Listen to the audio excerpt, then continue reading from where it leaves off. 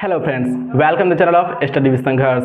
आज मैं आप लोगों के लिए इंडियन ज्योग्राफी के अंतर्गत द्वीप से संबंधित बनने वाले सारे क्वेश्चनों का हल लेके आया हूं। अगर आप इस वीडियो को सही से देख लेते हैं तो यकीन मानिए इसके बाद द्वीप से संबंधित बनने वाले किसी भी प्रकार का क्वेश्चन आपका कभी गलत नहीं होगा। अगर मेरा इंडियन ज्योग्राफी से संबंधित इससे पहले भी मैंने एक वीडियो पोस्ट किया है, अगर आप उस वीडियो को नहीं देखे हैं तो पहले आप उस वीडियो को देख लीजिएगा। उसका लिंक मैं डिस्क्रिप्शन में डाल दूंगा, उसके बाद आप इसे देखिएगा। आइए तो बिना देरी किए हुए क्लास को शुरू करते हैं। जैसे कि आप लोग जानते हैं कि ये इंडियन मैप है। इंडियन मैप के ठीक इस साइड जो समुद्री जल है उसे हम अरब सागर कहते हैं। क्या कहते हैं? अरब सागर कहते हैं। और इंडियन मैप के इस साइड का जो क्षेत्र है उसे हम बंगाल की खाड़ी कहते हैं। अरब सागर के अंतर्गत लक्षद्वीप समूह आता है, मिनिकॉय द्वीप समूह आता है और मालदीव समूह आता है। क्या क्या आता है? लक्षद्वीप समूह, मिनिकॉय द्वीप समूह और मालदीव समूह। अब हम ये जानते हैं कि लक्षद्वीप जो है, ये सारे द्वीप जो है वो किस हाई कोर्ट के अंतर्गत आता है। तो ये लक्षद्वीप, मिनिकॉय द्वीप और मालदीव ये केरल हाई कोर्ट के अंतर्गत आता है। किस हाई कोर्ट के अंतर्गत आता है? केरल हाई कोर्ट के अंतर्गत आता है। दूसरा क्वेश्चन ये बनता है एग्जाम में, देखिए मैं जो भी बोलूँगा वो प्रीवियस ईयर क्वेश्चन है और ये कई बार एग्जामों में पूछा जा चुका है, इसीलिए मैं जो बोलता हूँ उस पर भी ध्यान दीजिएगा आप लोग।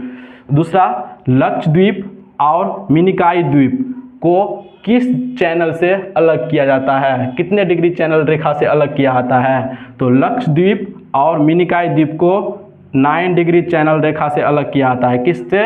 9 डिग्री चैनल से अलग किया जाता है। 9 डिग्री चैनल से अलग किया जाता है, चैनल से अलग किया गया है। दूसरा क्वेश्चन बनता है क्या? मिनिकॉय द्वीप और मालदीव को कितने डिग्री चैनल रेखा से अलग किया गया है? तो मिनिकॉय द्वीप और मालदीव को 8 डिग्री चैनल रेखा से अलग किया गया है। कितने डिग्री चैनल रेखा से? 8 डिग्री चैनल रेखा से अलग किया गया है। कितने डिग्री चैनल रेखा से? 8 डिग्री चैनल रेखा से। अब इसे याद कैसे करें, क्योंकि ये बहुत ज़्यादा भूल जाने वाला टॉपिक है, तो याद कैसे करें? देखिए इधर लॉ है, ठीक है, लॉ, और इधर मो है, तो ये अलग अलग है, इसलिए विषम है, सम नहीं है, विषम है, इसलिए विषम संख्या 9 डिग्री चैनल। यहाँ देखिए मो है और यहाँ भी मो है, मतलब सम है, इसलिए सम संख्या 8 डिग्री चैनल। यकीन मानिए अब आपको ये याद हो गया होगा। दूसरी बात, अब आगे चलते हैं, दूसरे साइड आते हैं। दूसरे साइड में आप देखिएगा क्या क्या आता है। कोको आइसलैंड, जो कि इंडिया का नहीं है, ये म्यांमार का है। किसका है? म्यांमार का है। तो एक क्वेश्चन और बनता है, अब ये जो है म्यांमार का है, तो और ये सारा यहाँ से लेके यहाँ तक जो देखते हैं ये है अंडमान निकोबार द्वीप समूह, क्योंकि यहाँ पे देखिए कितना सारा द्वीप है, 1 2 3 4 5 6 और एक यहाँ पर भी छोटा सा है 7। ये 7 द्वीप मिलके अंडमान निकोबार द्वीप समूह कहलाता है। क्या कहलाता है? अंडमान निकोबार द्वीप समूह। तो क्वेश्चन बनता है क्या? अंडमान निकोबार द्वीप समूह का निर्माण कैसे हुआ? तो इसका निर्माण हुआ इंडिया और वर्मा के आपस में टकराव के कारण अंडमान निकोबार द्वीप समूह का निर्माण हुआ था। आप लोग कहिएगा कि वर्मा ये कौन सा देश है? तो वर्तमान में वर्मा का नाम बदल के म्यांमार कर दिया गया है। तो हम कह सकते हैं इंडिया और म्यांमार के आपसी टकराव के कारण अंडमान निकोबार द्वीप समूह का निर्माण हुआ। अंडमान निकोबार द्वीप समूह को कितने भागों में बांटा गया है? बारी बारी से जानते हैं। सबसे पहले ऊपर में है, उत्तर भाग में है, तो नॉर्थ अंडमान। क्या है? नॉर्थ अंडमान, नॉर्थ मतलब उत्तरी अंडमान। दूसरा उसके बीच में है तो मिडिल अंडमान, बीच में है इसलिए मिडिल अंडमान। उससे नीचे है मतलब साउथ साइड है तो साउथ अंडमान। क्या है? साउथ अंडमान। क्या है? साउथ अंडमान। छोटा सा है, उसके बाद छोटा सा है तो लिटिल अंडमान। अब आप लोगों को अंडमान के सारे द्वीपों को समझ गए होंगे। अब ये निकोबार द्वीप के बारे में जानते हैं। 3 निकोबार द्वीप आता है, तो वो किस प्रकार का है? सबसे ऊपर वाला निकोबार द्वीप है उसे कार निकोबार कहते हैं। क्या कहते हैं? कार निकोबार। बीच में है तो छोटा सा है बीच में, तो लिटिल निकोबार। क्या? Little Nicobar, little Nicobar. उसके बाद नीचे बड़ा सा है, बड़ा सा, इसलिए इसे ग्रेट निकोबार कहते हैं। क्या कहते हैं? Great Nicobar, great Nicobar. अब इससे बनने वाले क्वेश्चनों को जानते हैं। सबसे पहला क्वेश्चन क्या बनता है इसमें, कोको आइसलैंड को नॉर्थ अंडमान से कौन अलग करता है, या अंडमान निकोबार से कौन सा रेखा अलग करता है। कोको आइसलैंड को अंडमान निकोबार से कौन सा रेखा अलग करता है, तो वो जो रेखा है उसका नाम है कोको स्ट्रेट। क्या है, कोको स्ट्रेट। कोको स्ट्रेट है, क्या है, कोको स्ट्रेट। कोको स्ट्रेट जो है वो कोको आइसलैंड को अंडमान निकोबार द्वीप समूह से अलग करता है। दूसरा क्वेश्चन क्या बनता है इसमें, दूसरा क्वेश्चन बनता है साउथ अंडमान को लिटिल अंडमान से कौन सा रेखा अलग करता है। क्या करता है, साउथ अंडमान को लिटिल अंडमान से कौन सा पास अलग करता है, पासेज जो होता है वो अलग करता है। तो साउथ अंडमान को लिटिल अंडमान से अलग करता है डक्कन पैसेज। क्या अलग करता है, डक्कन पैसेज।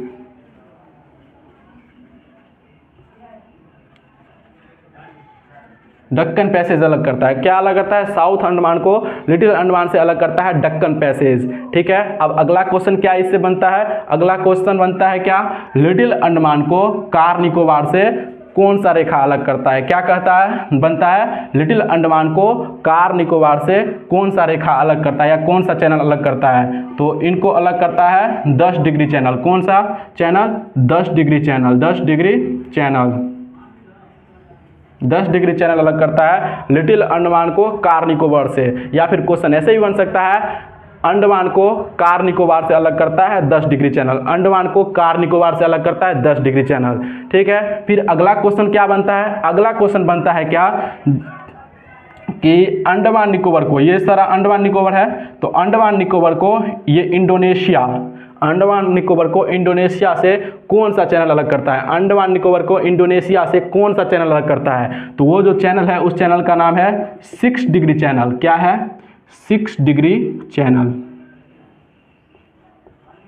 6 डिग्री चैनल अलग करता है अंडमान निकोबार को इंडोनेशिया से अलग करता है 6 डिग्री चैनल। एक और मोस्ट इंपोर्टेंट क्वेश्चन बनता है क्या, अंडमान निकोबार द्वीप समूह की राजधानी क्या है। अंडमान निकोबार द्वीप समूह की राजधानी का नाम क्या है, तो अंडमान निकोबार द्वीप समूह की राजधानी का नाम है पोर्ट ब्लेयर। क्या है, पोर्ट ब्लेयर। और पोर्ट ब्लेयर कहाँ अवस्थित है अंडमान निकोबार द्वीप समूह में, तो वो है साउथ अंडमान में। कहाँ अवस्थित है, साउथ अंडमान में पोर्ट ब्लेयर है। अंडमान निकोबार द्वीप समूह की राजधानी पोर्ट ब्लेयर, और वो कहाँ अवस्थित है, साउथ अंडमान में अवस्थित है।